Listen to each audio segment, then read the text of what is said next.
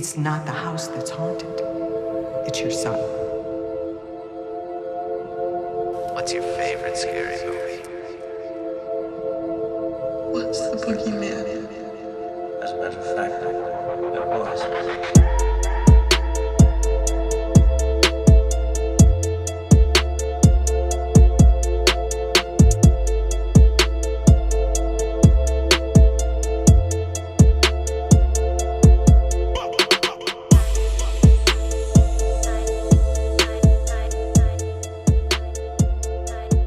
What's going on, guys? MJ here with Slashes and Sync, and happy October. We're continuing the Halloween streak. We're going to be taking a deep dive and just reviewing Halloween H20 20 years later and Rob Zombie's... Wait, what? I just said yep. Oh. I thought you said something completely different. Anyways. No. Marvalous is here, my host. She fucked up my intro, but it's all good. Hi, guys. We're matching, by the way, so... Unintentionally, or maybe intentionally. It was intentional, I think. I just kind of grabbed it because we had a pile of laundry here. In the I grabbed it because I saw her grab hers, so it was intentional on my end. Not on my part, but I mean, it is what it is. I have another Halloween shirt. I'll probably wear that one for the next one because I think it's actually for ends. So I have another one. That one kind of falls into, I guess, the timeline that we'll be covering. Yeah, actually, yeah. Yeah. So H20 and Rob Zombie's Halloween and Halloween 2. So I guess you can already read the title, both on YouTube and Spotify. We're not covering Halloween Resurrection. No, hell no. Fuck no. I've seen it a few times because it was, the only Halloween content I could consume when I was younger. I'll let her explain why we're not covering it, but I'm going to shoot it over to Marvalous. So MJ showed me maybe at most 4 minutes of the film. And it was when Busta Rhymes was having that final showdown with Michael. The martial arts fight? Let's just say... The martial arts fight? I'm not calling it a martial arts fight. Let's just say I was thoroughly unimpressed with everything. The mask, the dialogue, the sound effects, the choreography for the fighting. I get anytime that I feel like something's a little too cringe, I feel like my shoulders almost tense up and then my neck almost go back. And as the scene kept playing, I was just like, nope, I can't do this. This is almost a parody. But it wasn't a good parody, like Scary Movie. It was a really, really bad, it felt like a really bad parody of the Halloween movies. So if y'all like it, I'm sorry. I don't. I don't. She actually hasn't seen the film, so we couldn't review it if I wanted to. I've seen it a few times. It's probably... This one and movie 5 are tied for worst Halloween films in the entire franchise. And I don't give a fuck what Nathan, my friend from Frozen Particle Media, says. Halloween Ends is not as bad as that film. But so if you're listening to this, Nathan, fuck you. Anyway. Yeah.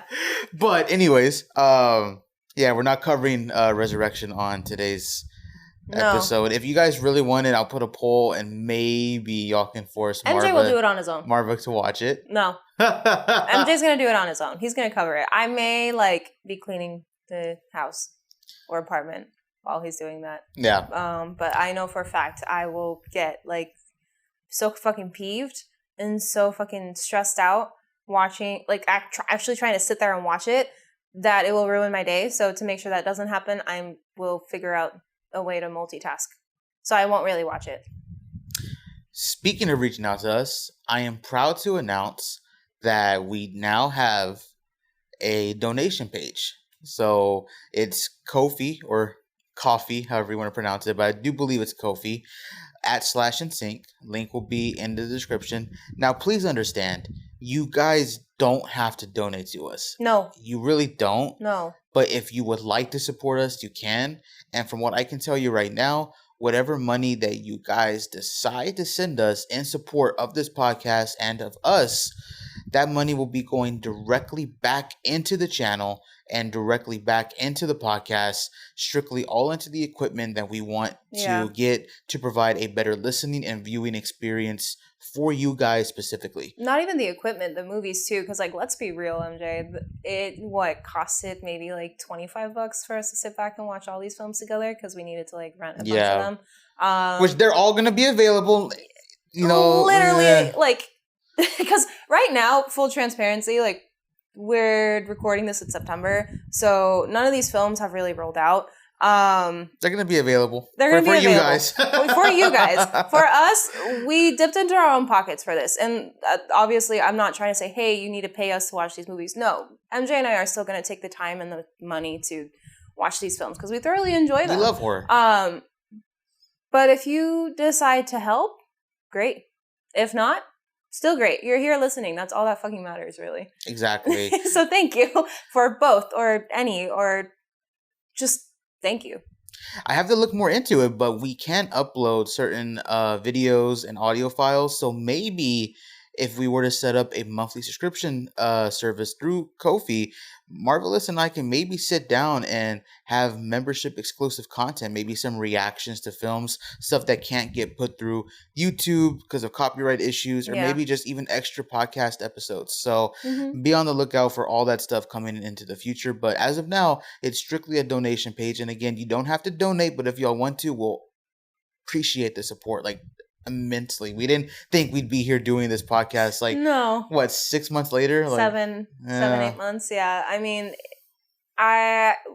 we talked about it before. You and I were just kind of fucking around and joking around about the idea of starting a podcast, all because our conversations could go on for hours about just one certain topic. But the fact that you guys are taking the time to actually listen and, you know, support our page means a lot because, again, full transparency and honesty, I never would have thought that anybody would want to listen to me talk. Him, sure. Me, no. Us together, I thought my energy would bring us down, but that doesn't really seem to be the case, so thank you. You're really good. Going into the films, I don't do well with praise or compliments, so I'm just going to leave it at that. So we'll start off with Halloween H20, and then we're going to jump into the Rob Zombie films. But I did mention Deep Dive earlier. While we will be bringing up some fun facts and trivia, there's a lot that goes into these films. And let's keep it a buck. It's not a Halloween film unless there's some drama amongst the crew.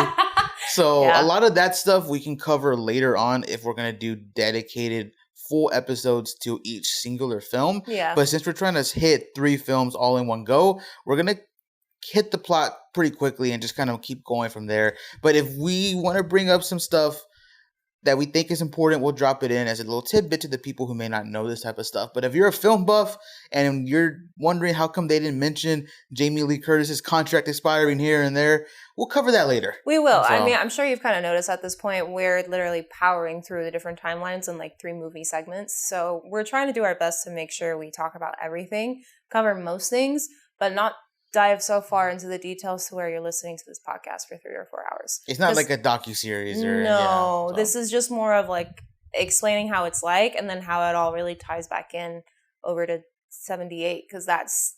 78, it seems to be the first and almost like the initial snowball of the snowball effect that Halloween, like the franchise, has had. You have multiple different branches, or like the seed, if you will. Like 78, it always goes back to 78, be it through the original Carpenter timeline, the Thorne timeline, the H20 and Rob Zombie timeline. Because, I mean, Rob Zombie had to get inspiration from 78.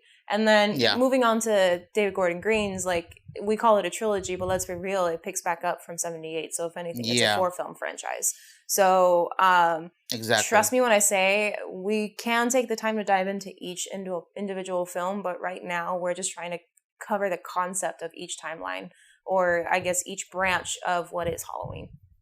So H20 starts off with the Mr. Sandman song, a somewhat infamous song in the franchise since Halloween 2. I think even Rob Zombie uses it at one point in Halloween. He does. So. I think it started off in the Thorne trilogy too, where Mr. Sandman is being like cued out. So this seems to be an ongoing trend that Mr. Sandman is associated with Michael Myers. Yeah, which I can kind of see it a little bit. So I personally would still like the Halloween theme to play in openings, but I can see the vibe with that, especially with Jamie calling him the Nightmare Man in the previous, trilogy or timeline. So I can't. I mean, I understand where it's coming from, but I can't because, mind you, my first impression of Sandman was from the fucking Santa Claus films.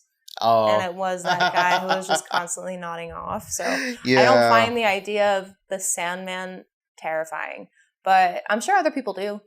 Yeah.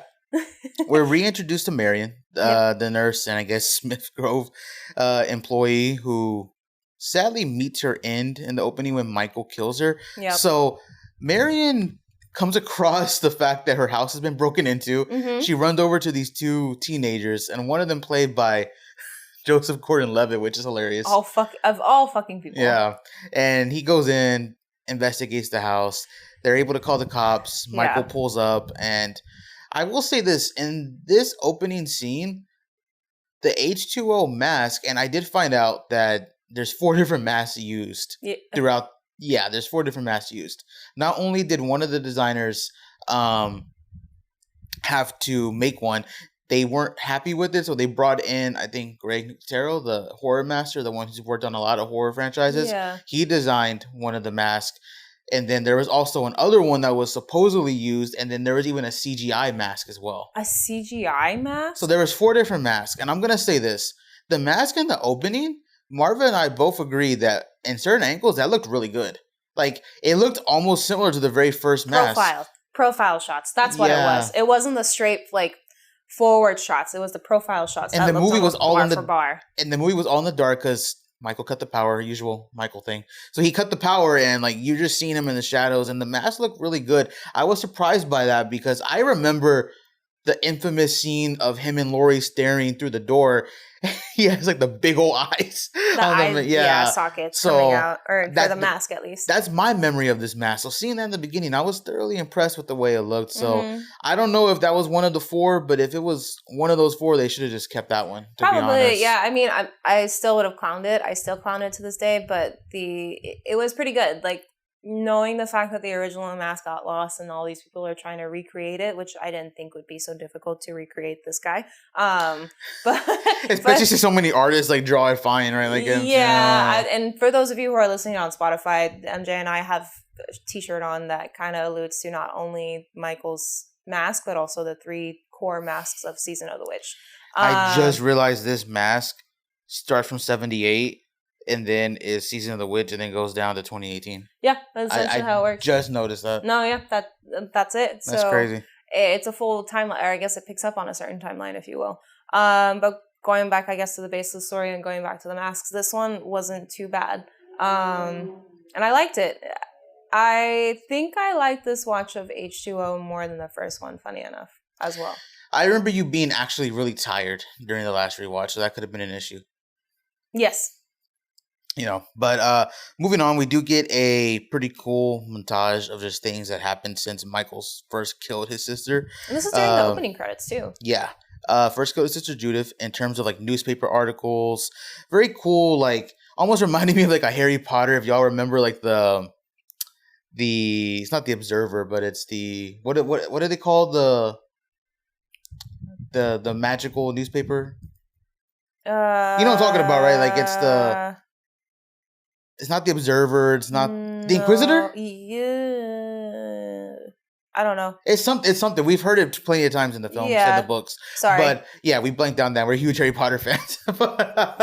So it looks. It's been a long day. It looks like that. I remember when they show Harry is Dumbledore a liar. When they're cycling through, it looks a lot like a newspaper montage, and it's pretty cool. It's showing all the stuff of Michael, everything he's done, the hospital shit. It also even mentions the automobile accident and Dr. Loomis's death. Are you looking it up? Yeah. I'm actually curious to see what you find on that. Fucking me clicking off that I'm not a robot. You continue. Okay. So it picks up with it leads up to the automobile accident of Laurie and then Dr. Loomis's death. So I guess at some point Marion had became Daily Prophet. Daily Prophet. There you go. I feel so fucking dumb. I'm sorry, guys. It felt a lot like the Daily Prophet. And it's the opening of the film that comes after the Order of the Phoenix, right? Yeah. Yeah. You know what I'm talking about, right? Yeah. So there you go. Very similar opening. Sorry. So all that stuff leads up to that, and I've said this like 5 times. I apologize if you're listening to this. So Loomis's death, it feels like Marion had taken over and became his caretaker, which is why Michael attacked her. Yes. Needed information, I guess, not just on Loomis, but also on Laurie. Which is what was missing, because I think that when the kids were first investigating, they saw that nothing was missing within Marion's house. And when Marion went to go look, she noticed that her office was like in complete shambles. Just torn apart. Yeah. So I'll go ahead and bring this up. This is one fun fact that I think needs to be discussed. It is mentioned, funny enough, in Halloween H20 that there is a scene that implies that there was going to be a connection to the other films. And Marvelous and I have talked about this because there's many fans who want to place H20 right after 2. There's many fans who want to place it right after 6. So I'm going to go ahead and read this right here. This is from IMDb. And this isn't the first time I've heard this, so I think it has to be sourced. The movie was originally supposed to continue from the previous films, except Halloween 3 Season of the Witch. Kevin Williamson, which is also the writer for the Scream films, shout out to him, who worked on the script. His challenge was to keep films 4 through 6 in the continuity by explaining the death of Laurie Strode and acknowledging her daughter Jamie Lloyd from those films. Yes. His original treatment for H20 therefore included a scene in which John's girlfriend, the student at the school where Laurie teaches under the name of Carrie Tate, gives a class report on the Haddonfield murders. Now, this is the first time you're hearing this. I can't wait to see your reaction. She goes into great detail about Michael Myers' killing spree, with his sister Laurie being the sole survivor of the original kills, and confirms her daughter Jamie losing both her parents in a car accident. However, Sarah then reports that a rumor that Laurie isn't dead but lives under a fake identity. She supposedly gave up Jamie for adoption to keep the girl safe from Michael, but Jamie's mangled corpse was found a year ago. Upon hearing of her daughter's death, a grief-stricken Carrie or Laurie retreats to the restroom and proceeds to vomit. Williams' explanation was that Laurie faked her own death and got into the witness protection program with her son under the aliases of Carrie and John Tate. This scene was written out of the film together with every reference to Halloween 4 and 6 when it was decided that these sequels would be ignored and the film would directly follow Halloween 2. However, little trinkets here and there can still be caught and messes up the canon tremendously. So there was a whole scene where she hears about the death of Jamie from Kevin Williamson and it was just scrapped. They didn't do it. Why? Why? Your face. It's interesting too because don't get me wrong, I don't really like the Thorn trilogy all that much, but that if you're like trying to pick up from there, that would have made it very cohesive. Like I don't understand. I mean, maybe who knows? It might have conflicted with a lot of things, but you're not wrong. Like I do see homages to 4, 5, and 6 throughout the film, and I'm always thinking, okay, well, why are they being like? Why is it a subplot? Why is it not in my face? Yeah, like little things like, oh, we see the exact picture of Laurie's accident, which is the one from 4. Yeah. We see, I mean, my sister pointed this out, even Marva agreed. Josh Hartnett, the actor that plays the son of Laurie in the film, even looks a lot like Jamie. So like very little small details. You can kind of get the idea that Kevin Williamson was going for. And man, he kind of gets fucked over a lot because he had that whole extra script with like Stu in movie 3 and that got completely rewritten. Like, he gets his shit fucked over a lot, man. Which I don't understand because he seems to be on like the right point, but people are either pressuring him to change it or something's going on behind the scenes. So my whole point with bringing that up is if you're wondering what the continuity of this film is, it's safe to say that it does just follow movie 2, but at the same time, the original intent from the writer, or at least a contributing writer, was that it was supposed to follow 4, 5, and 6 and pick up from there. And there's even little small details that allude to that. So I guess it's up to you to decide where it falls in the timeline. Because I mean, I was always under the impression that it was after 2, like Halloween 2. 4, 5, and 6 are on their own little island, if you will. But I would always take note of the fact that there was a lot of subplot pointing towards 4, 5, and 6. So now that I know that, it makes perfect sense. So she faked her death and has moved to Northern California. Yeah. And she has a son now, of her own, as you mentioned, played by Josh Hartnett, name of John. And I mean, you would think things are cozy. She's the headmistress of the school. She's living on property of this On property. They look like they live in a pretty big sized house. Like, yeah, things look pretty good for her, but that's not really the case. They have their own problems. John carries the burden of Laurie's fear and just everything like that. And I mean, hell, the opening scene, after the credits are rolled, the opening scene shows Laurie's son going to the restroom, grabbing pills for her and grabbing an extra just for himself so he can cope. So after having like a huge nightmare, which replayed the events of 1978, the closet scene anyways. Yeah. I mean, it's a burden for the entire family to bear. And you can see that it's weighing down on the son, Tate, right? You mean the son's name? What was the son's name again? It's John Tate. John. Yeah. Okay, Tate, John. Well, it's weighing down on John a lot because once the scene cut, like he's talking about going to Yosemite with the rest of his classmates, his friends, and Carrie or Lori. I'm just going to call her Lori. Lori is just completely against it. Now, John kind of attributes it to the fact that it's around Halloween and that Lori doesn't want to let her go because she's too paranoid. To me, it just seems like Lori is very much an overprotective parent. Yeah. What I didn't know was that John was a younger brother of Jamie. And if that's the case, I have a question that I know nobody can really answer, which is why did Lori pick John over Jamie?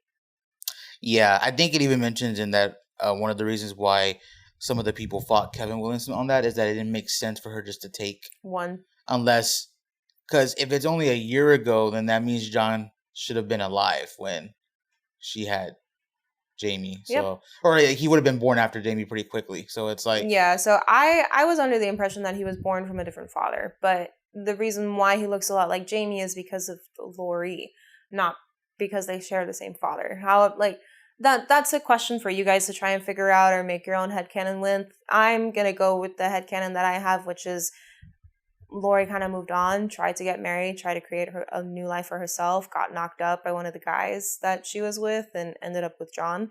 That's probably the most logical case since, again, it's Kevin Williamson versus everyone else. And Kevin wanted these films to fit 4, 5, and 6, whereas I guess everyone else wanted to follow 2. You know, and even in the sense of following 2, it's not directly stated. It's like John has one like line of like you watched him burn and I didn't find his ashes or some shit like that. Like the body still wasn't found though, or something along those lines. Like John, and a lot of it is shown, but it's never stated. Yeah, you know? It's like again small alludes here and there, but the movie can also stand alone on its own 2 feet. If you like, you can watch 78. You don't have to watch 2 if you don't want to, and you can just jump into H2O if you really like.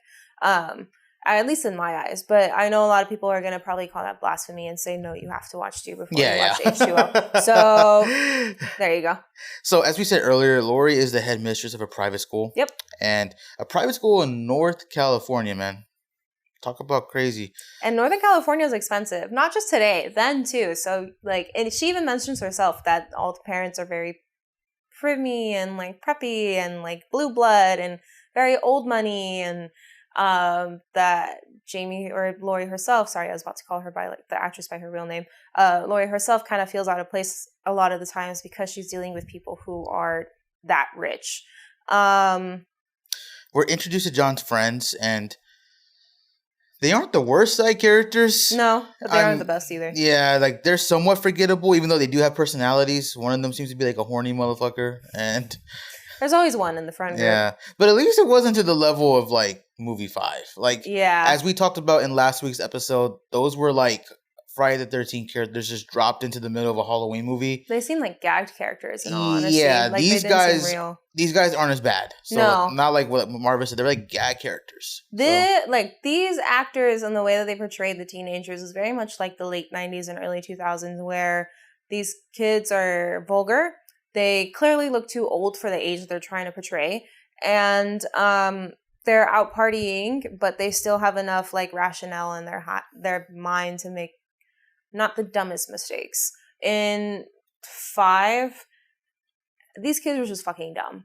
But right now we're talking about H2O. So let's go ahead and go back to H2O. We cut to a mother and daughter trying to use the girls' restroom at a rest stop and are forced to use the boys' restroom because they can't get the door open. And the way this was shot, this entire restroom scene, it makes me think that 2018 took a lot of inspiration from it. And again, we'll get to 2018, but I can see the similarities that it takes from like the entire pool of Halloween movies. Mm-hmm.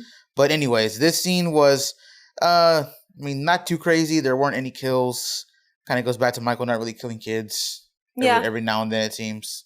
As long as they're not a threat. Yeah, I was about to say, just the ones that aren't a threat to him. The ones that are, they get off. Just like the adults. And it's something that the first time I saw it made my jaw drop. Michael does get a new car, though. Maybe someone gave him lessons. I don't know. It's okay. He figured it out on his own while he was in an institution. He can't drive a car, for Christ's sake. Yes, he can. Someone around here gave him lessons. John and his friend are able to break away from the school with the help of the security guard, who is played by LL Cool J. Yeah. Which is hilarious. Yeah. Who is also a huge fan of the Halloween films. Yeah. He went to go see the original opening night when he was a kid. Mm-hmm. So I guess that was a pretty cool moment for him. I'm sure he was geeking out when he realized he got the role for the security guard. Yeah. Like, despite LL Cool J being LL Cool J, like, I'm sure he was, like, cheesing when he found out about this kind of shit. Right.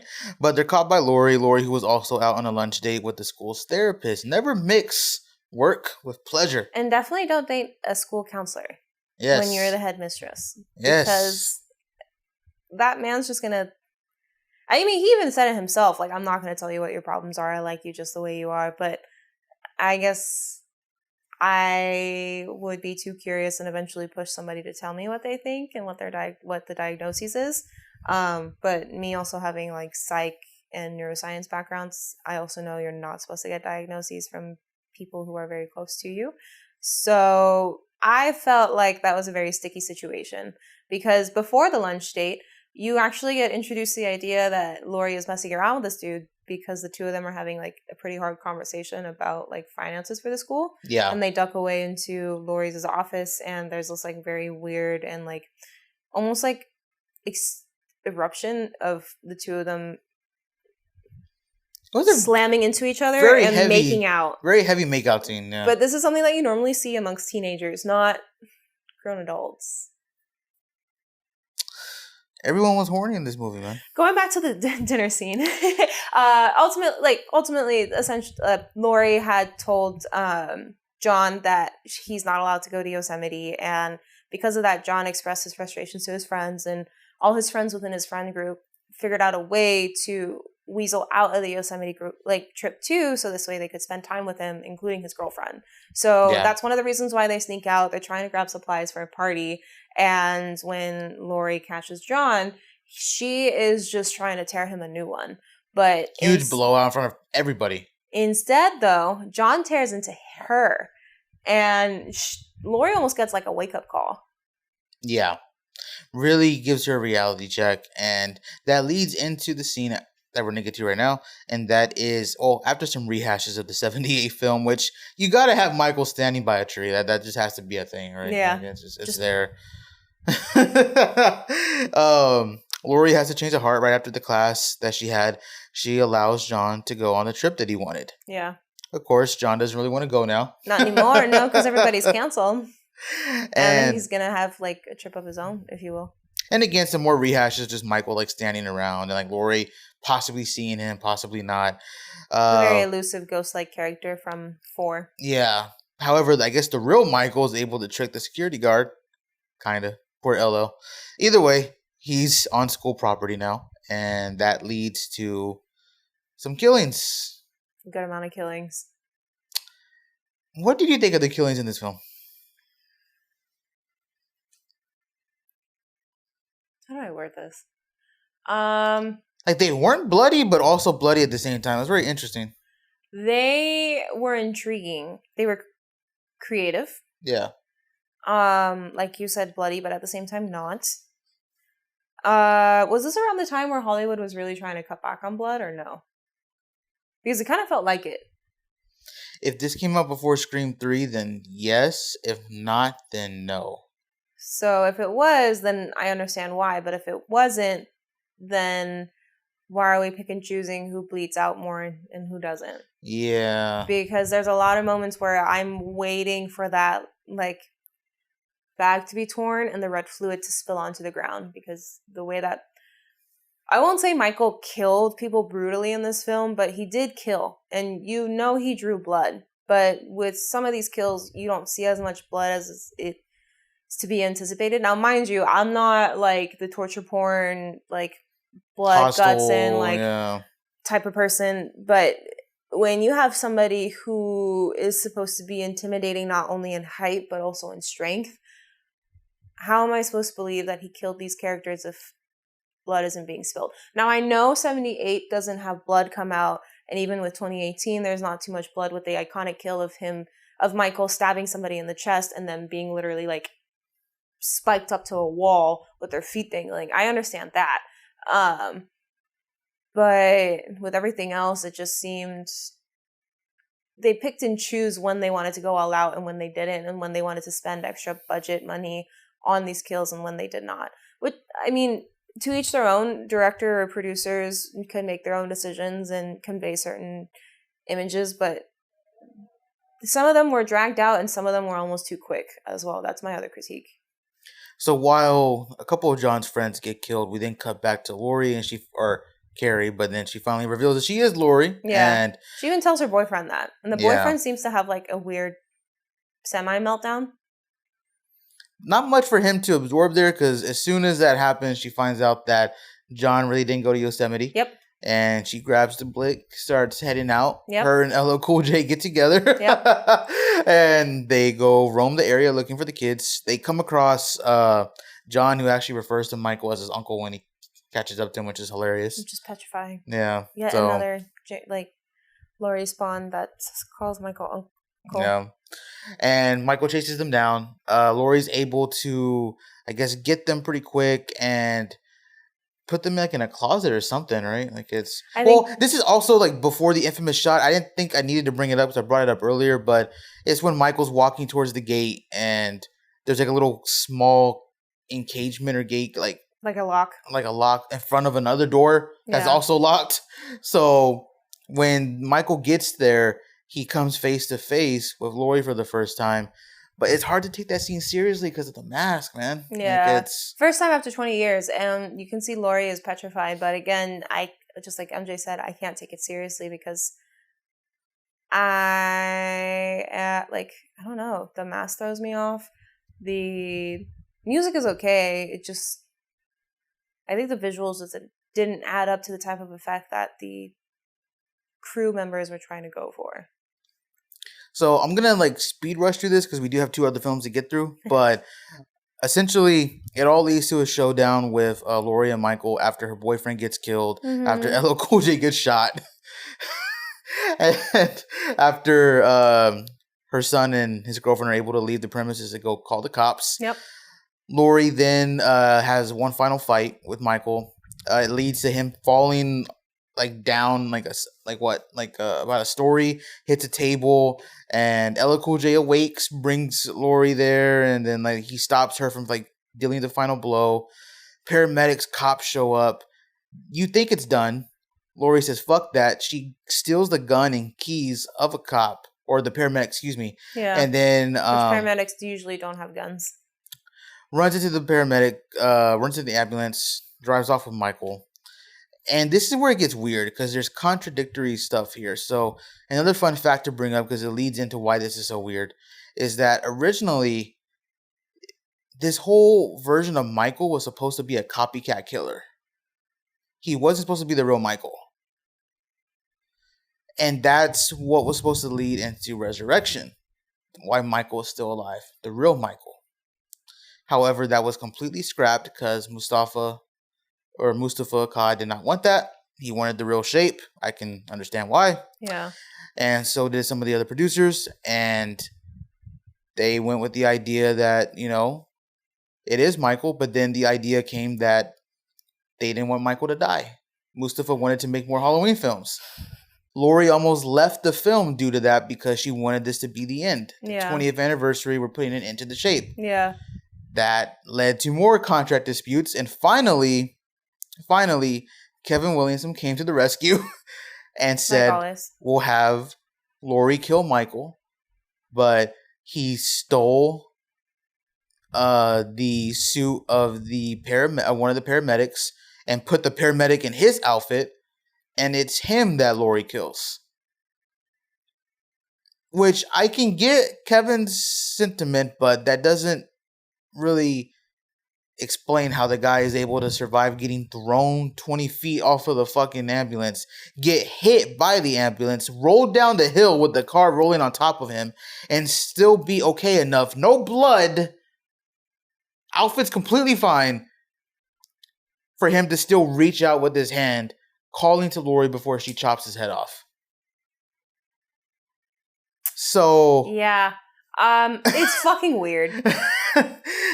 The movie was great up until that point, in all honesty, in my opinion. Like, it wasn't great, but it was doing okay up until that point. Once we got to the final scene, or the final showdown, if you will, there was a lot of things that didn't make sense. And if this really was a copycat killer, then that means Haddonfield is, like, spawning some crazy-ass motherfuckers who do not bleed, do not die, no matter what happens to them. And it also takes, like, that awe and that mystery away from Michael as well, that there literally is somebody who could replace him if they really wanted to.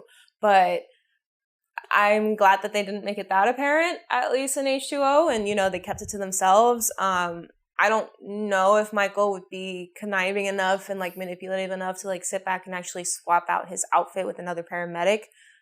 That doesn't seem like his character, at least in my eyes anyway. So also broke his vocal cords in anticipation that he would speak to reveal that he's not Michael. So he broke his vocal cords specifically, but left no other injury to him.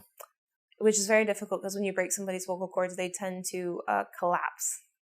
So the fact, again, if this is some guy, some random dude who pulled up from, like, on his 9 to 5, or, yeah, so this shouldn't be, like, a normal everyday thing. Not even from Haddonfield, just, like, people within the Halloween universe, because that means that Laurie should be indestructible, John should be indestructible, Jamie should be indestructible, like, Loomis should be indestructible, but yet Loomis still died. I mean, obviously Donald Pleasance passed away at this point, and they couldn't really bring anybody else to take his place, understandably so. But at the same time, I just don't know. It's hard to consume that ending with so much contradictory to it. I would just, for the sake of this, since we're not reviewing Resurrection, I'm just going to say Michael died at the end of this. Yeah, it's not some sub out. This is actually Michael. Laurie finally got her, like, closure, and she was able to chop off Michael's head. Simple as that. Not her living in North California, but still end up in Smith's Grove in the next film. Anyways, so moving on to Halloween. Oh, actually, let's rate it first. What would you rate it? Take away the ending, I would give it a 6.5. With the ending, I'm giving it, like, a 5. I think overall I give it like a 6 out of 10 probably. Yeah, I'm being a little harsh. So Halloween, Rob Zombie edition. So when Marvalous and I talked about this, she promised that she would take over a lot of this, since I don't like the Rob Zombie films that much. But I can talk about it too. It's fine. Yeah, that's not 100% fair. I'm gonna go ahead and no, it's okay. It's okay. You took over H2O. I'll give a little of my 2 cents. It's all right. I'll do it. So I hate it. I'll shut up. Relax. Okay. With the Rob Zombie edition of Halloween, it's pretty interesting. We see how Rob Zombie can kind of, like, dabble in a well-known story on how he can tell it in his own way, which classic Rob Zombie, whenever the movie opens up, you kind of see a very dysfunctional family put together. You have a boy upstairs playing around with his pet rat while wearing a clown mask. You have a mother in the kitchen who is trying to take care of a baby in what looks like almost like a indoor stroller. And then there's this man at the table, the breakfast table, with, like, a cast on his arm and a cast on his leg, like, saying some gnarly ass shit to his wife or girlfriend or whatever the fuck you want to call it. And no one ever specifies if that's just her boyfriend, husband. None of the kids call him dad. No, so. It's very fucking dysfunctional. And I guess Mrs. Myers' daughter, Judith, comes downstairs, and this guy that Miss Myers is with even makes like some weird ass and like creepy ass comments about Miss Myers' daughter, Judith. So, lo and behold, you kind of get thrown into, while this is all happening and the chaos is kind of unfolding and you have the little baby off to the side crying and screaming, Michael is upstairs and he's still playing around with his rat. But the next scene cuts to Michael washing off blood, a pair of scissors or like a small knife, and he's also washing his hands. So the audience, or at least I knew at that given point, that Michael killed the rat. And this is not a good sign. However, Michael comes downstairs and he's still very much like wholesome, if you will. He comes and tells his mom that, his rat passed away and that he really misses his rat. And Mrs. Myers, trying to be the good mother that she is, says that we'll go ahead and make sure to buy you a new one. We're going to call the weird older guy that I'm assuming Mrs. Myers is with, the weird boy toy, or Mrs. Myers' weird boy toy. He makes some like gnarly ass fucking comments to Michael. I mean, granted, like, the kid's still wearing his mask downstairs. He's still saying hello to everybody while wearing the mask. And the only person that he takes his mask off for is his baby sister, who he calls Boo. Yeah. This guy, who I still don't know his name, and I don't really care to know his name because he gets on my nerves. He consistently makes fun of Michael. Calls him a pussy, calls him all different kinds of, like, names and slurs, and, like, even his older sister Judith chimes in and like kind of like laughs along. The only person who really stands up for him is his mother. And Michael looks over to this guy and says, "I hate you, fuck you," and goes about his day at school. Mind you, this is October 30th. And when Michael goes to school, you can tell he is not the popular kid. He's in the bathroom, taking care of business, I'm assuming. And these two kids walk in who come off like being like just bullies, like jackasses in general. One of the kids, funny enough, is the same guy who acts as a lead role in Spy Kids. I forget his name. I know you're talking about, But he is the main bully. And these two kids catch on to the fact that Michael is in the restroom. They draw him out. They start making fun of him too. Start calling him a pussy and a few other different names. And the lead bully whips out a newspaper advertisement of the strip club that Michael's mom works at and makes more jokes about how his mom would easily like do a whole bunch of nasty things to him just for a quick buck or two. And Michael, understandably so, gets frustrated, angry, lashes out, says fuck you, and these bullies start kicking his ass. Let's be real.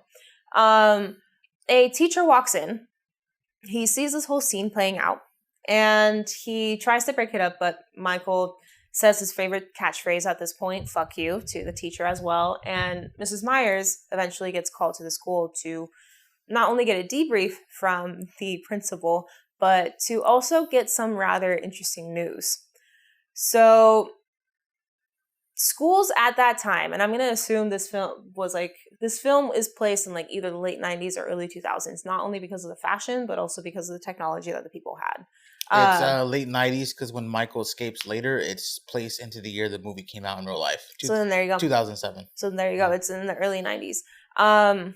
Around that time, schools were very proactive and did not know anything about privacy, even amongst the children that went to that school. So they decided to go through everybody's bags, and they went through Michael's backpack. And Michael seems to be carrying almost like memoirs. But his memoirs are pretty interesting. They are photos of all the animals that he has killed throughout the years. Yeah. And the principal is showing it to Mrs. Myers. You have a psychiatrist walking in by the name of Dr. Loomis, who is also trying to debrief Mrs. Myers on this whole situation. And Mrs. Myers is just not having it. She's convinced that her son loves animals and that he could not kill these things. But Loomis keeps bringing up more and more different characteristics of somebody who is a psychopath. And Michael is checking off all these boxes. And you can tell that things are also checking off in Mrs. Myers' head, but she's in complete denial, kind of like turns away from Loomis and grabs Michael and they go back home. This is also a pretty big difference from the original 78 film, Very. which Loomis didn't meet Michael until after the killings. Yes. So this is kind of interesting that Loomis took interest in him before he even first killed his first human.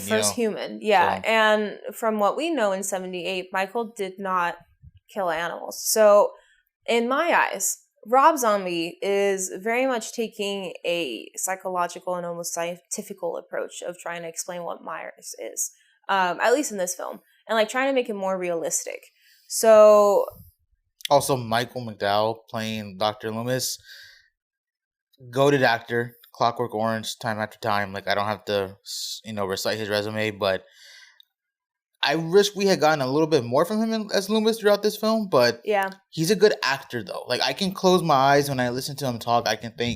I could hear him say Loomis style speeches, and I could think he can that's carry him. the charisma and the character that is Loomis pretty well in his own way. Yeah, not like Donald Pleasance, in his own way. But at this point in time, I think Mrs. Myers just kind of tells Michael okay, we're just gonna try and figure out a way to get through this day. But Michael breaks off and catches his bully walking into the woods and chases after that bully who was threatening to make copies of the ad of his mom. And Michael has his first kill. Which is not his sister. No, it's not. He puts on the clown mask. He trips up and scares the bully and beats him to a pulp with a giant tree branch. And it's a pretty brutal kill. I'm going to be fully honest right now, fully transparent. Kind of alluding to that unnatural strength, even though he is just a kid, and it's supposed to be a more realistic approach. This dude is a very small kid, but yet not too smaller than the bully that he's actually targeting. So, but yeah, and smaller than the other guy that was with the bully too. Yeah, so physically he looks smaller, but the way that he carries things and himself when he's in that other state, if you will, makes him seem like he's superhuman. How old would you think he is in this film? I would say probably 6th or 7th grade at most. Okay, so see, in 6th grade, I wouldn't say holding an axe was heavy, but I couldn't swing it 15 times consecutively without losing breath at 6th grade. Yeah. So the fact that he's at 6th grade and smaller than what I was at 6th grade. And it's not an axe. And it's a tree branch, which is thicker than the wood that you would get. Yeah, and he's swinging it to the point of so much force that he's killing this guy with it. Yeah, slowly. It's insane, dude. It goes to show just that ferocity that you see with this version of Michael. I mean, you could even try and rationalize it and say he was just fueled with anger, it was rage, it was adrenaline, whatever the case may be. Still, what MJ said, a 6th grader would have a hard time lifting up this giant branch over their head just to bash it down on several occasions on their bully. But at the end of the day, the bully dies and Michael goes back home. Once again, Mrs. Myers, and at this point, the day has turned into Halloween day. Mrs. Myers is breaking away for work and she looks to Michael again and says, look, I know yesterday was a hard day. Today's your last day of freedom. Go ahead and do whatever you want. Have as much fun as you want because starting tomorrow, we're going to go ahead and clean up your act. And she assigns Judith, Michael's older sister, to go trick-or-treating with him because said father figure is sitting on the lazy boy, snacking away, and getting drunk as fuck. And Mrs. Myers is just not having it. Michael isn't the most enthusiastic about going trick-or-treating with his sister. Judith is definitely not happy. And when Mrs. Myers leaves, or right whenever Mrs. Myers is about to leave, Judith's boyfriend actually walks in. Yeah. And Mrs. Myers says an interesting comment, which is, I know why you're here.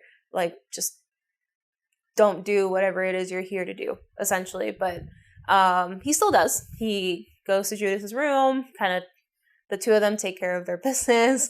And before they do all that, Michael checks in with Judith to see whether or not she really is going to take him trick-or-treating. And she just completely denies him. While Judith and her boyfriend are going at it, Michael seems to want to entertain himself and goes to the kitchen, pulls out duct tape, a giant ass kitchen knife, Yeah. and the camera panels back to the father figure. Who's Ronnie? Huh? Whose name is Ronnie? Oh, his name is Ronnie. He actually plays the sheriff in Devil's Rejects, the one who hunts down the brother and sister. Oh, nice. Well, I guess now I can put a name to him. Ronnie is now knocked out because he got so fucking drunk. And Michael pulls on his mask. And at this point, I know, and I'm sure most of the audience members knows that when the mask is on, Michael's is almost in a different state. He pulls on the duct tape, and the next scene then opens up with Ronnie being completely tied down to the lazy boy with the duct tape that Michael had. His mouth is even covered, and Michael deliberately grabs a knife and slits his throat and lets Ronnie bleed out. Michael then makes his way upstairs, comes across Judith's boyfriend, kills him, but not before the boyfriend pulling out the mask, trying to use it while Judith and him are in bed. And Michael steals that mask, drops the clown mask, goes into Judith's room, and kills her. But the one thing that I couldn't really shake both the first watch and the second watch of the film was that before Michael kills Judith, he does this weird thing where he runs his fingers up Judith's leg. Like caressing her almost. Yeah, and Judith thinks that it is her boyfriend. And mind you, the way that the shadow shows up behind her, he's wearing the boyfriend's mask. So without turning around, she thinks that it is her boyfriend. When she does turn around, she realizes it's Michael. And Michael drags on Judith's kill severely. I think once police come and everything's all said and done, the police report says that Michael stabbed Judith 17 times. The only survivor of this whole massacre, if you will, is Boo. And Mrs. Myers comes back home from a night working to seeing Michael covered in blood holding Boo and police showing up at her doorstep. So at this point, I feel like a couple weeks or maybe in a couple months have passed, and Michael is now in a psychiatry ward. Smith's Grove. And makes his return. Loomis is there, and Loomis is trying to pinpoint what Michael remembers, what Michael doesn't, whether he's associating himself with the actions that he took or he's disassociating with it. And Michael is either in complete denial or does not remember it, at least in this current state of mind. And again, in this version, it's a little bit different because in the original 78 film, and this is a remake, I'm just recalling it because they did straight up pay homage to a lot of this stuff from 78. Yeah. Is that Loomis states in 78 that he never spoke. Yeah. He never uttered a single word in 15 years? Not after killing his sister.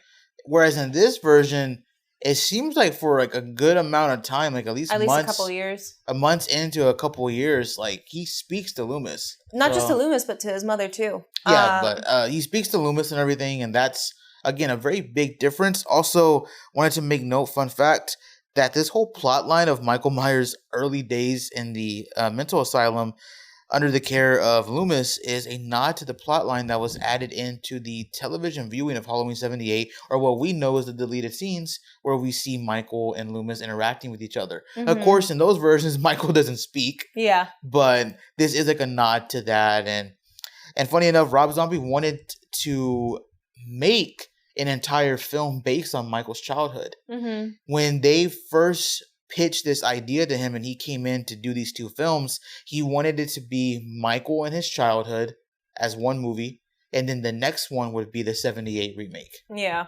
But he didn't get to do that, so he kind of had to stuff in as much as he could in the first film. Which is, it's very obvious now that I know that Rob Zombie was really trying to have the audience understand Michael's past, because this movie in and of itself, or at least at this point in the movie, Loomis even brings up the question that is in my head, which is Michael. It seems that Michael is a product of nature versus nurture, and what is I guess the question that remains is, what is Michael after the environment that he was in, the type of upbringing he had, the type of neglect that he had to face, what led to him being him, what led to Michael being Michael.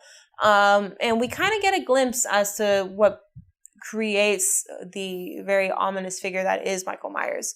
So throughout the years, or at least as time is passing within Smith's Grove, Mrs. Myers is still visiting Michael.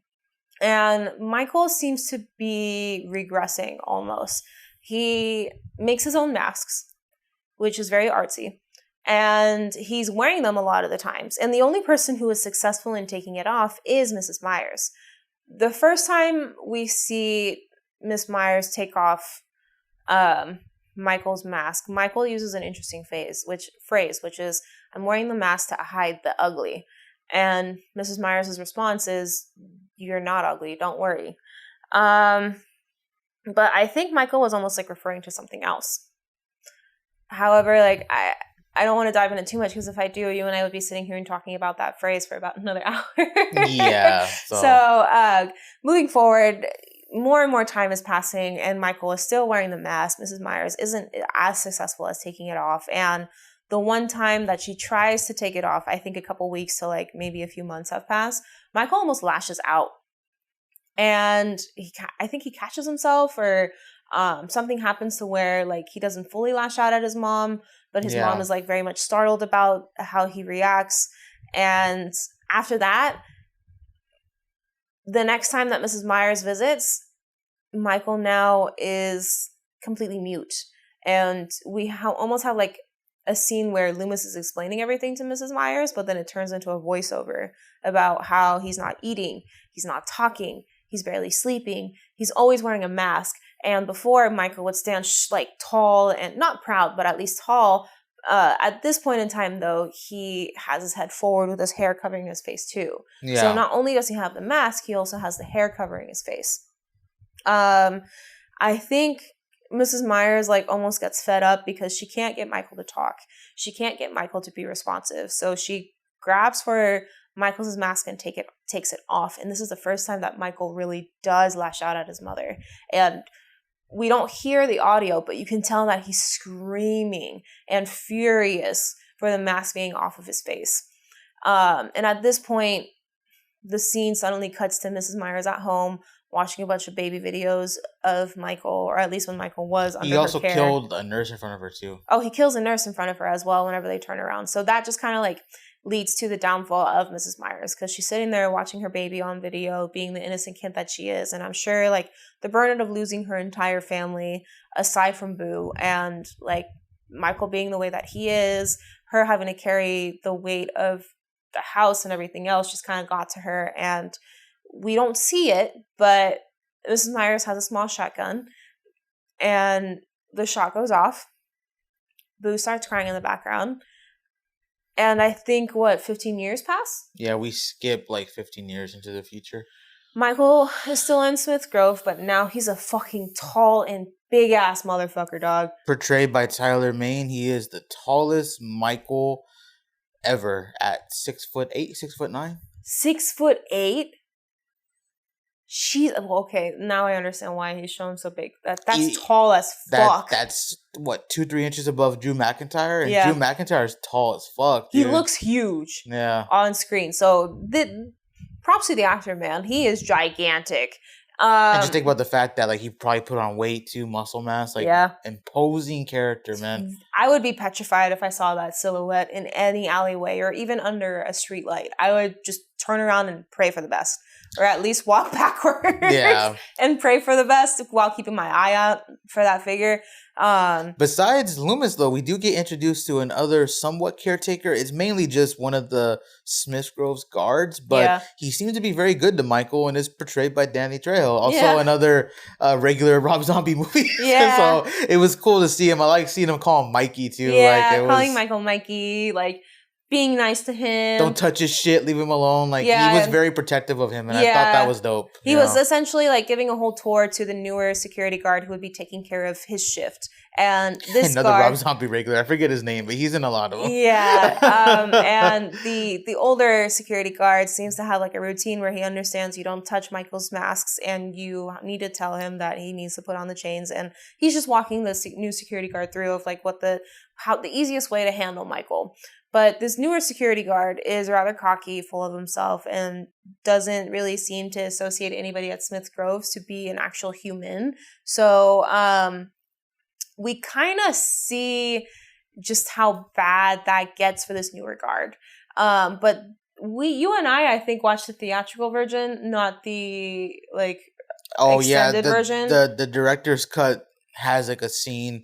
So there's two different escapes for Michael, and I'm just gonna skip over the Loomis stuff because the Loomis stuff is just him saying I'm not gonna be here no more. Like I'm gone. Yeah. So it's a chain of events. So his security guard, or the guard who would normally handle Michael, is no longer going to be handling him anymore. Loomis is also stepping away. So anything that was tying Michael down to where he was behaving for the most part is now completely eliminated from Smith's Grove. Which is a good point. I didn't think about that. They both were leaving because he was retiring and then Loomis just left. So a lot of that was, I guess, a chain of events, like you said. But there's two different escape scenes. One of them involves the theatrical cut, which is a bunch of security guards. Police, actually. Yeah, police at the place. They go over and they're going to escort him from Smith's Grove to, I guess, a prison or something. A high security withholding area, which I think it's a cross between a prison and like an asylum, similar to what we see in 2018. So they're going to escort him. But at this point, Michael almost seems to have the urge to leave. Like, Rob Zombie is focusing a lot on his hands in cuffs, and it builds up to him breaking the cuffs, and then he kills every policeman there, every security guard. A bunch of them are a bunch of like Rob Zombie regulars as well. And mind you, I don't mean to cut you off. Like, these cuffs are thicker than the ones that the original security guard was putting on Michael. So you know for a fact that Michael could have easily broken those chains that they were using in Smith's Grove, but he didn't do it. Good catch, exactly. The ones with the police, they were much thicker, and he just did it without a second thought. He broke the ones on his feet, the chain that went up to like his hands, and the shackles that were around his hands too. And Michael goes fucking ape shit on these cops. And just kills everybody at Smith's Grove. Like, I think it's later recited as it's a fucking massacre. Yeah. And he even kills a security guard that was good to him. But I mean, at this point, I think he's just so far in it that he's just trying to make sure everything is clean on his end. There's another version, which is the original version, and it was changed due to negative press who saw the film early. I understand. And I'm not going to really go too much in detail, but it's the guard who works alongside Danny Trejo. And he shows up with a friend of his, and they start assaulting or essaying. They take advantage of their positions. Yeah, and they start assaulting another patient there who is basically mute as well. Yeah. And they do it in Michael's room, on Michael's bed, and they start throwing his mask around during the act and even wearing his mask during the act.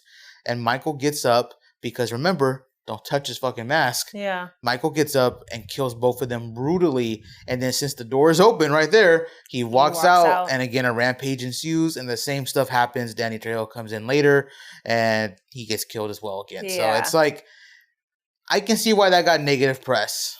But I also understand why Rob Zombie threw it in there, because that's something that happened and still happens to this day on a frequent basis. You could tell he's very much aware of that type of shit. Yeah. And he'll throw it in your face. He's not going to cover it up. He even prefers his own version, and I get it. Plus, I feel like it plays a lot into the ambiguity of Michael in this film because of like him not killing Boo earlier. Yeah. And then like him not ever hurting his mom. Yeah.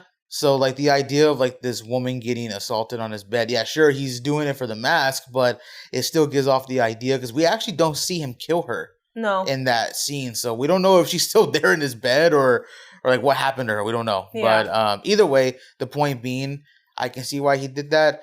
But he escapes, very similar to the 78 film. And we get a scene where he pulls up to, like, a gas station or like a diesel truck area where like people just kind of hang out, and he meets Joe Grizzly, also played by another Rob Zombie regular, and other big dude too. I think that scene was very much there to show just how imposing Michael really is, because this guy was, I forget the actor's name, but he's in a lot of films. He's a big dude. He's like 6'5". Yeah. And Michael was towering over him still. Yeah. And they went at it. Michael beats him down, and that's how he gets his mechanic zip up shoot. mechanic outfit, Yeah. and there you go. We get to Haddonfield, Illinois, and Yeah. it is at this point the movie almost becomes shot for shot a lot like the 78 film. I don't think we But have in modern day. modern day. We don't have to go too much in depth on that. Like even the conversation with Loomis, and we don't hear the guy's name, but I'm assuming it's this stand-in for Dr. Wynn in this timeline, Mm-hmm. where he asked the same shit, like, you let them know who left here last night. He doesn't know how to drive a car. Like, it's the exact same shit. And then we get to Lori and her friends. and it's three people, you know. You have the cheerleader, you have the other Annie, who is the girl who loves sleeping with her boyfriend Paul, and then you have Lori, the daughter who's of the sheriff. Yeah. And you have Lori, who's the goody two-shoes, who's babysitting, right? So her dad's also in real estate too. Yeah. Realty stroke. And the way that she gets introduced to Michael is because her father asked her to drop off an envelope that has the keys and a bunch of paperwork for the property. Funny enough, that's how Michael actually gets to his old house, because he walks over to his house, I'm assuming he finds the envelope and gets in. And around this time, the girls are getting ready for Halloween. And it's almost like a constant back and forth between Lori and her friends, and then Michael also like finding who he is again. Mind you, he has his hair over his face. He's not wearing any of his own masks, but we still don't see Michael's face fully. However, we see him go down to the basement and tear apart these floorboards and pull out the original knife and the original mask that he used to kill Judith. This all kind of like speeds around the timeline where Michael just is like walking around, like starts to walk around and starts to hunt people down within Haddonfield. And once it gets dark, the killing really begins. And the kills are also, again, almost shot for shot. Like the only one's that different, though, and I'm sorry to cut you off, the only one that is different is the cheerleader and her boyfriend decide to go to the old Myers house because of Lori leaking the fact that she left the key there. So this way she can have fun with her boyfriend, and that's Michael's first kill.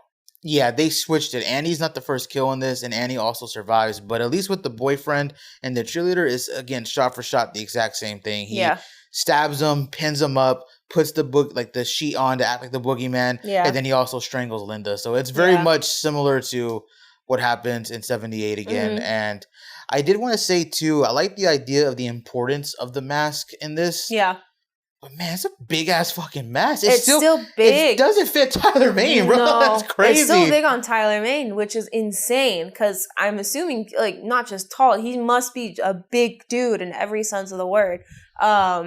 So after that, I guess he just goes on his rampage and like starts hunting Annie, and then from Annie it stems to Lori.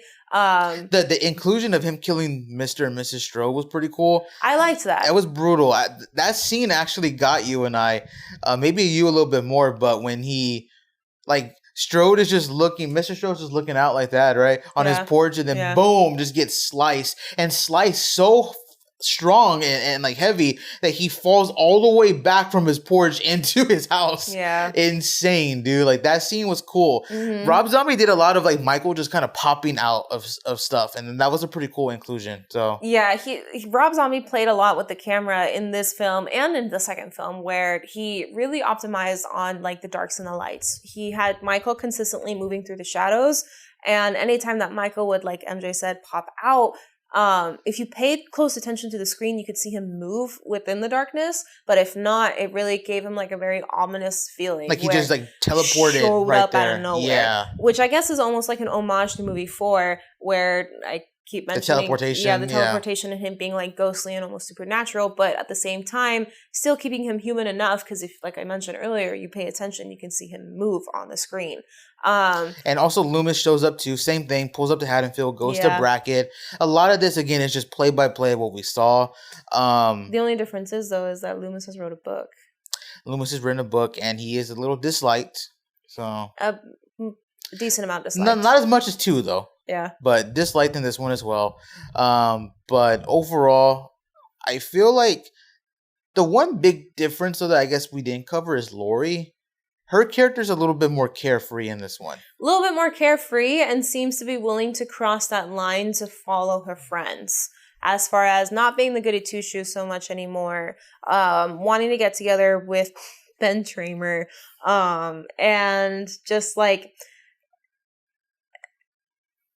also being very much affected about what's going on. Because once Michael starts paying attention to Lori, and Lori is now the main hunt, if you will, Lori is fighting for her life, but is being really creative about it as well. She essentially ends up at the Myers house and is trying to hide from Michael and figures out a way to hide from him by sneaking in through the walls and through the ceilings. Now this leads to like a big, not even a showdown, but Michael is still trying to get to Lori. And my first watch, I was convinced that Michael is just trying to kill Lori, but that doesn't necessarily seem to be the case. When Michael finally is in front of Lori in the same room, he gets onto his knees and pulls out an old photo that his mom gave him. That was a photo of him and Boo together. And he hands the photo over to Lori, and it takes off the mask and just sits there. I knew at this point in time that Michael was trying to say, hey, I'm back home. Let's be a family again. Lori, because she was so young, doesn't know that Michael is her brother, is trying to understand exactly what this tall, imposing guy who's been killing all of her friends is doing, and grabs the knife and stabs him in the chest, and that's what causes him to get angry. And now he's really hunting her down. They make their way into like the pool, which I didn't even know they would have had a pool in. I didn't think the Myers had a pool. But yeah, they get into the pool. That's when Loomis shows up, Yeah. and Loomis shoots Michael down. Of course, begging him to stop. He did not want to kill Michael. Yeah. This is not like the Loomis from 78. Like, Yeah. he did not want to kill him. Like, almost to the point to where, like, he was standing over Lori, like, getting ready to, I don't know if he was going to grab her again or kill her, Do but, something. you know, like, Loomis shoots him down. And this is where the movie starts to kind of get a little too much for me. And I can kind of understand what happened here, because I was reading some of the facts about this film, and Rob Zombie wanted this to kind of have a conclusion of Michael getting killed. Yeah. And I can see where the confusion came in, because there's almost like 3 different endings here. Yeah. It could have ended when she stabbed him. It's not the case. It could have ended when Loomis shot him down multiple times. Doesn't That's not end the there. case. And then the movie kind of drags a little bit with a second chase scene with Lori. She gets back into the house. She's again weaseling through like the Going through walls like and the ceilings. the walls, everything. Like, it's just and then inside the walls too. Like, she's Yeah. doing like everything to get away from this guy. She And- eventually gets like pulled out through the ceiling, I think, by Michael, and then she shoots Michael a couple of times and ends up walking away from the scene with a bunch of blood all over her. Not just hers, it's Michael's and everybody else. And she shot him in the face too. Yeah. Movie 2 tries to not really show that, but she shot him in the face. And again, Rob Zombie really wanted to kill Michael in this movie, Mm-hmm. and it just wasn't. No one wanted that. Like, there was a lot of back and forth with Mustafa Akkad, because Mustafa Akkad was still alive during, I think, a lot of the filming for this film, Yeah. but was tragically killed during the attack of Jordan in 2005. Yeah. So rest in peace. There was a lot of back and forth. Mustafa really wanted Michael to always be alive. He wanted Yeah. to always make Halloween films. Mm-hmm. And there was always disputes over that. So I can see why this movie had 3 different endings, but tragically this scene just drags on. I got bored. Yeah, you get kind of bored. At least we do when we watch after he breaks into the cop car and gets Lori again. Like, Mhm. it's a little too much, but the film ends there, and I think I would rate this one like I'd probably rate like a 4 out of 10 probably. I would say 5. I give it a 4. Like, it's higher than, I give it 2 more, double the ranking of like Halloween 5 and Halloween Resurrection. Yeah. But there's a lot that I still don't like about it. And I guess it's just because, at least with this film, it's trying to very much be a Halloween film. Yeah. And I don't think it captures it. I try to not compare it so much to the Halloween film that I'm familiar with and try and understand what Zombie was trying to portray. That's why I feel like my score is a little bit higher than yours. And I actually think I enjoyed this watch through a little bit more this time than the first time. Funny enough, your idea for ranking it higher than me, I actually used that same analogy for movie 2 to why I rank movie 2 higher than 1. Yeah. But So speaking of movie 2, we, funny enough, just finished the film.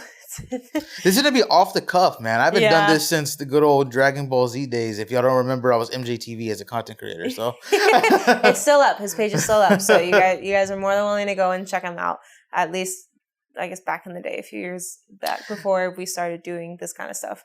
Now, I like this movie a lot more than movie one. And I watched it when I was younger, and I had the idea of like, there's a white horse in this, there's ghosts, like this isn't my Halloween. Fuck this movie. No, I like this movie a lot more. I know there was a huge back and forth amongst Rob Zombie and the higher executives, the Weinstein brothers. So much back and forth to the point to where this movie has like a director's cut, deleted scenes, reshoots, all different types of stuff. And drama with a Halloween film, like always. Yeah. And I'm just going to say this. I feel like this movie, if you take it in as a Rob Zombie film, I think it's a pretty good fucking movie. I'm going to go ahead and say it right now just so y'all can understand where I'm coming from. I'm going to rank this movie at like a 6.5, maybe a 7 out of 10. I would say 6.5 as well, yeah. I feel like Scott Taylor Compton, who plays Laurie Strode, does a phenomenal job in showing grief, fear, anxiety, depression, denial, everything under the sun. She's a phenomenal actress in this movie. And this movie is shot fucking phenomenal, dude. It's like, very artsy. I don't know what I was smoking when I said this movie sucked, dude. Like, this movie it was shot really well. Yeah. It's very pretty to watch. Just like Andre said, like, if you want to get into the plot, you see Michael has been wandering around for about a year, and his hair's grown out, his beard's grown out. Like, he's not really doing much, but he still is killing if anybody tries to threaten him in any way. Yeah. And he seems to be walking his way back to Haddonfield. We get to see Laurie and get caught up in what has been her life after the year of encountering Michael. She's living with Brackett now, and Annie, who we find out survived the first film. Yeah. And she, Laurie... Also, Annie's played by Danielle Harris. We did not mention that at all. Yeah. Danielle Harris, Jamie Lloyd from 4, 5, and she wasn't in 6, but Jamie Lloyd, the character, was in 6. Yeah. So it was cool to see her reprise her role. That was dope. But as a different character altogether. As a different character, yeah. Which was really nice, cool. Yeah. Like you said. She supposedly, up until 2018, tied Jamie Lee Curtis as having the most recurring roles in Halloween movies up until 2018. Yeah, which is, understandably so. But Laurie, the way that she's portrayed, it's also kind of is completely different from the Laurie that we're used to. She's very much like in her, I don't want to say gothic, but very much like alt, emo-esque phase where she has semi-dreads. She's wearing like dark clothes. There's spray paint all over her walls in her bathroom. She's very much a vegan. She has her own little friend group, even though she's still friends with Annie. And you're just kind of getting introduced to how Laurie has been coping this entire time. Yeah. Obviously, it's the night before Halloween. Laurie is just having all these different kind of nightmares, and she is also seeing visions of her mother, Mrs. Myers. Very much like how Michael is seeing his mom as well, which is in either an all white or all black dress, with almost like an opaque white glow coming from her, and this white horse that's behind her. Yeah. As the movie progresses, there's a third person that's get thrown into the mix, and it's a younger version of Michael too. I believe in the beginning they included a little text of what the white horse means, right? Yes, before the movie even starts. It's total destruction or something. Total destruction, the embodiment of rage, and just wanting to get justification for all the shit that's happened to you, essentially. Yeah, so that's the explanation for why we see the horse. As far as Mrs. Myers go, I guess it had to be in their head because Loomis doesn't see them later on in the film. No. But I don't know. Let's just say there's things that keep this movie from being an 8 or 9 out of 10 for me. Like I said, it's very artsy. So I guess once it becomes Halloween night, Laurie is going out with her new group of friends to a Halloween party. But the reason why she's going out to this party is because Loomis releases a book that reveals everything that he learns in the previous film, which is that Laurie is Angel Myers. It was a whole secret. It was almost like a cover-up situation to protect her. Yeah. Brackett essentially had gotten baby Boo from the crime scene, if you will, moved her over to the county that was next to Haddonfield. And Mr. and Mrs. Strode were actually looking for a child to adopt. And lo and behold, they adopted Boo and named her Laurie. And Laurie learned this through reading Loomis's book. And that's the reason why she ends up going to the Halloween party with her friends, because she very much is no on Halloween, and we all know why. It's very cool to include this because we rarely get to see. Actually, we didn't get to see it at all. Yeah, Laurie from the original films, we don't see her until she's an older woman and already has a son. That's the age she was in 78. Yeah. We don't we always see her dealing with Michael and dealing with that trauma like 20 years later, 40 years later. Mm-hmm. This is a version that's just a year after the killings. And she's having to face it. She's not in denial. She's not pushing it to the side. She's having to process through it.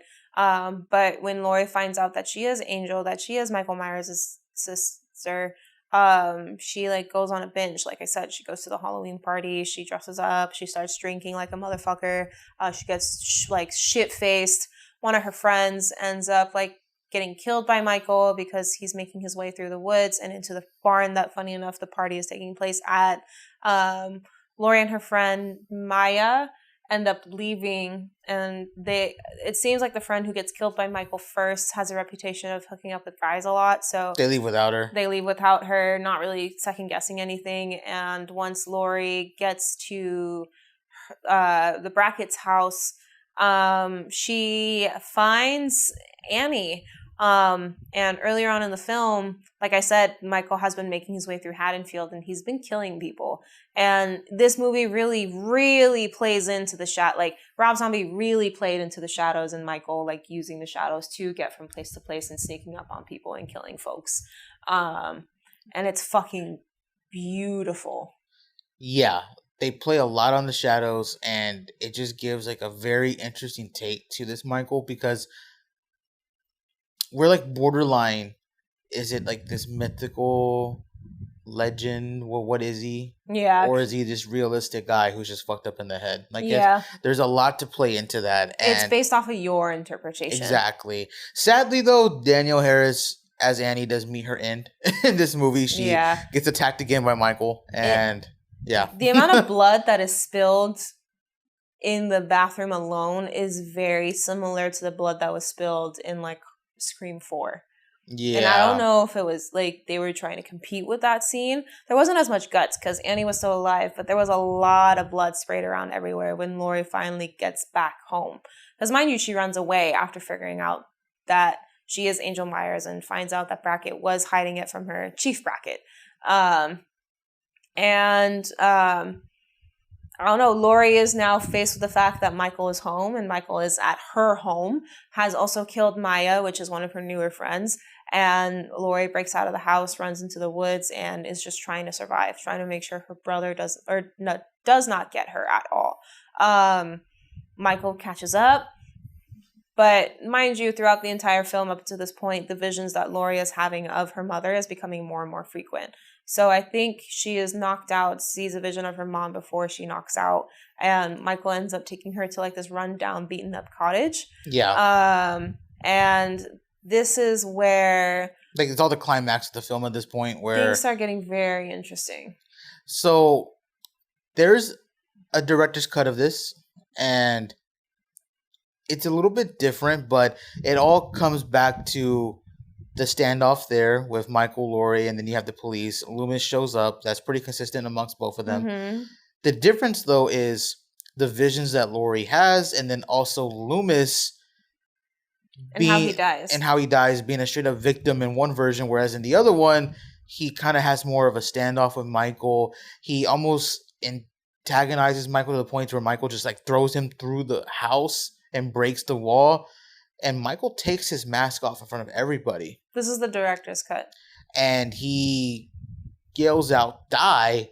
Stabs Loomis once. And then when Loomis hits the ground, the cops unload on him, very similar to like movie 4. Mm-hmm. And just go, crazy with him and just drop him. And then we see Laurie pull or come out of the house or barn, whatever it is, walks over, picks up the knife like she's about to stab Loomis again, and then some of the cops unload on her as well. Yeah. And drop her. Now, in this version of the film, in one of the fun facts there, Rob Zombie mentions that people kind of have this idea that Laurie survived. She didn't. she died. Just what was happening with her in Smith's Grove and the being locked up was like what she was thinking in her final moments.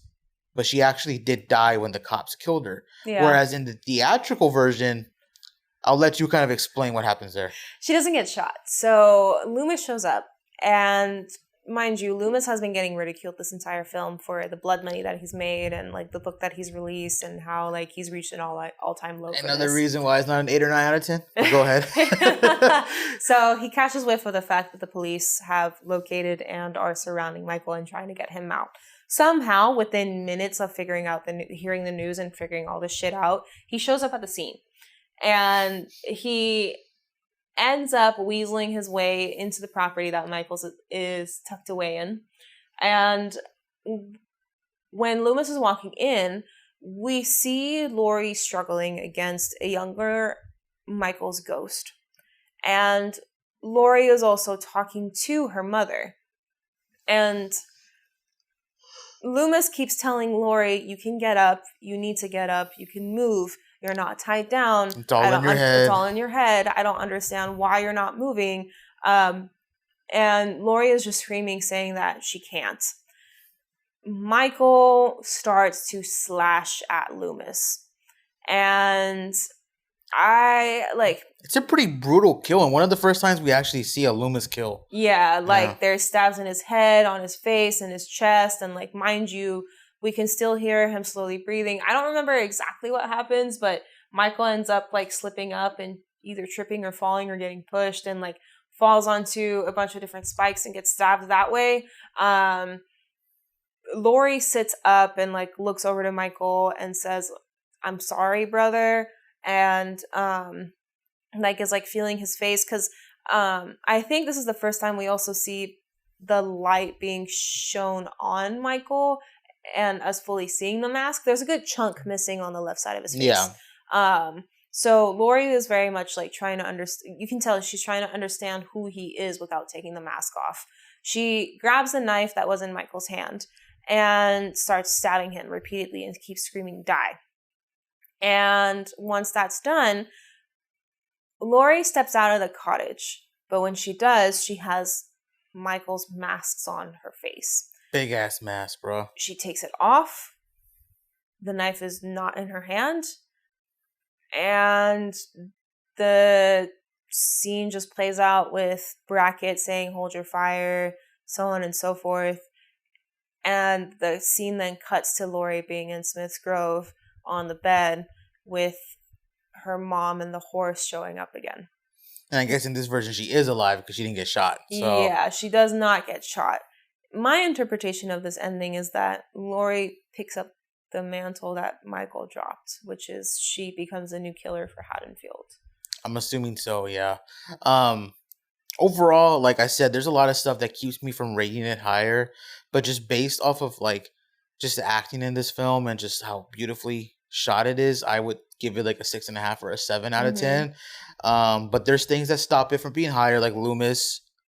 And I'll explain that real quick before we get out of here. I know this has been a long recording. I just feel like with Loomis passing earlier, when it came to like Halloween 6 and H20, and he couldn't really do the reshoots of 6, and he couldn't be in H20. And 5 wasn't the best showcase of Dr. Loomis. I wanted to get another performance of a 78 like Loomis, and we didn't really get that. No. And seeing it get even worse in movie 2 with him being like this borderline money hungry J.K. Rowling, Stephen King put together clone, like it just I wasn't vibing with it. No. And it just like I just kind of wish we would have gotten a better interpretation of Loomis, and we still didn't get that in 2018. We'll get to that once we get next week, but we still didn't get that. So it's just, that's my fault one of my big flaws of this film. It's just like, as a fan, I want that. I know it's predictable, I know it's not new, but I just like, just give me a good Loomis character. But we didn't get it. But I mean, this was I know we kind of blasted through movie 2 for the Rob Zombie alias version of it, but this was, I guess, a full review of this timeline, if you will, or the H20 and the Rob Zombie timeline, if you will. So let us know what y'all thought down below. Comment both on Spotify and on YouTube. If y'all didn't know, Spotify comments are available. So Yeah. give us feedback on our episodes, what you want us to change, what you want us to talk about, any movies for us to cover. Or just your thoughts. Or your thoughts, man. Because I know once we get done with Halloween, November's gonna be crazy, dog. We're gonna blow through so many films, dude. We got notes and we got stuff, just titles, like things we want to do, and it's gonna be so fun. So we'll catch you guys next week with the David Gordon Green trilogy, and we'll hopefully, have a good Halloween. So talk to you guys next time. Bye.